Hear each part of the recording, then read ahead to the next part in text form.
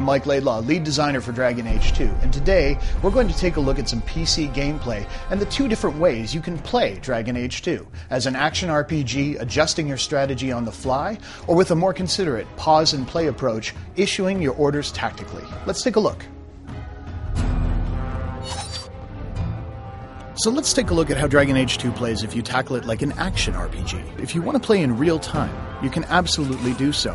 The rogue really shines here, able to move quickly around the battlefield, get into position, and separate out enemies. Of course, once you get into the thick of things, you'll notice you can fluidly move between characters.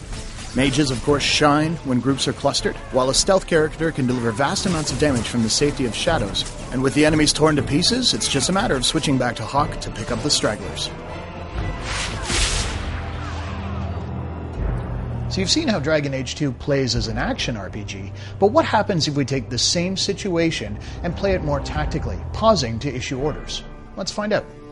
With the game paused, let's take a look at our situation. We have enemies that are going to move forward towards Aveline, our tank, so what we'll do is taunt them to ensure they cluster up around her. At the same time, we'll lay down a clever trap using a glyph of paralysis that should hold the majority of them in place. While we're at it, we have two groups of archers in the back, so using both of our rogues, we're going to toss miasmic flasks to stun them, taking them out of the fight for a short period of time as well. The enemy's approaching, they hit the trigger, perfect, they've fallen into our trap like we expected. And now we're able to cut down the back ranks, using our archer to eliminate theirs while they're stunned. The tank, of course, Aveline, can move in and start dishing out damage while the defenses are down on the paralyzed foes. Now that they're gathered up, let's take a look at the situation as it's evolved. Switching to Hawk, you'll notice that the enemies are all kind of standing in a row, perfect for a knockdown attack, which will scatter them off their feet and unable to move out of a rain of arrows that Varric will lay down over the battlefield. And there it is. Now switching back to our mage, we register the enemies are starting to weaken.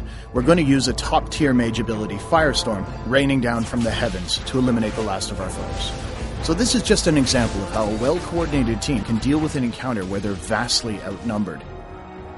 So there you have it. Dragon Age 2 can be played with the smooth, responsive controls of an action RPG, or more tactically, pausing and controlling your actions that way, or of course, any combination of the two. Thanks for watching.